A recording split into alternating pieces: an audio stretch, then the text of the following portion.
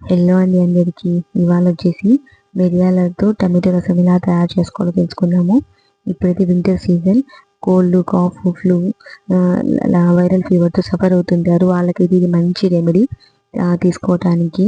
ఇది వచ్చేసి మనకు గ్లాస్లో వేసుకొని తాగొచ్చు. కొంచెం రిలాక్సేషన్, కొంచెం మనకి టేస్టీగా ఉంటుంది. ముందుగా అయితే ఒక 6-7 టమాటాలు, 2 టమాటాలు తీసుకోవాలి. పచ్చి టమాటాలు తీసుకుని రసం అని సెట్ అవ్వదండి బాగా. అందుకోసం నేను ఎర్రని టమాటాలు తీసేసుకున్నాను. ఆ ఎర్రని టమాటాలతో పాటు కొంచెం చింతపండు వేసేసి కుక్కర్లో వేసి ఇలా బాయిల్ చేసుకున్నాను. దానిపైన తోలంతా తీసేసి, టమాటాలు పైన తోలంతా తీసేసి, అందులో మిగిలిన వాటర్ అలానే పెట్టేసి, టమాటాలు నెక్స్ట్ చింతపండు మాత్రం ఇలా గ్రైండ్ చేసి మెత్తగా గ్రైండ్ చేయాలి. ఇలా గ్రైండ్ చేసిన తర్వాత ఆల్రెడీ మనం కుక్కర్లో పెట్టుకున్న వాటర్లోని ఇది కలిపేయాలి. ఇలా కలిపేసిన తర్వాత అందులో మనకి కొంచెం టమాటో చింతపండు గుజ్జు అనేది వస్తుంది. ఆ గుజ్జు అనేది పక్కన తీసేసేయాలి.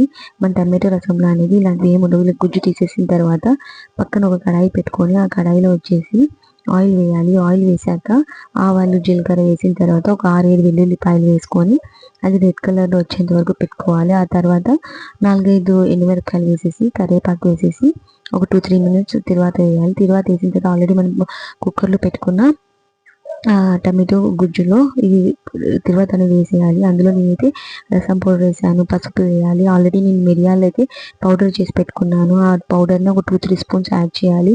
ఇంకా టేస్ట్ కావాలంటే ఒక స్పూన్ కూడా యాడ్ చేయొచ్చు.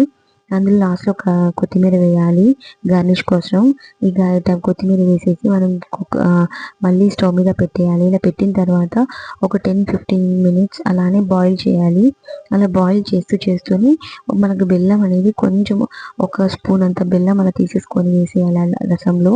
లాస్ట్లో వేయాలి బెల్లం అనేది, లేకపోతే వగురు వస్తుందండి రసం అనేది.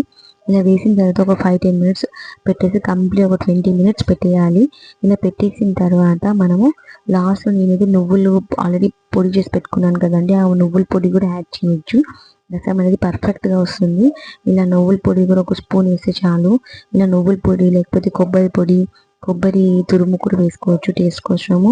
అంతే అండి, టమాటో మిరియాల రసం రెడీ. మీకు నచ్చినట్టయితే ఒక లైక్ అండ్ సబ్స్క్రైబ్. ఇంకా మీకు ఏమైనా ఫుడ్ రెసిపీస్ కావాలంటే కామెంట్లో చెప్పొచ్చు, మేము ట్రై చేస్తాం ఇవ్వడానికి. Thank you.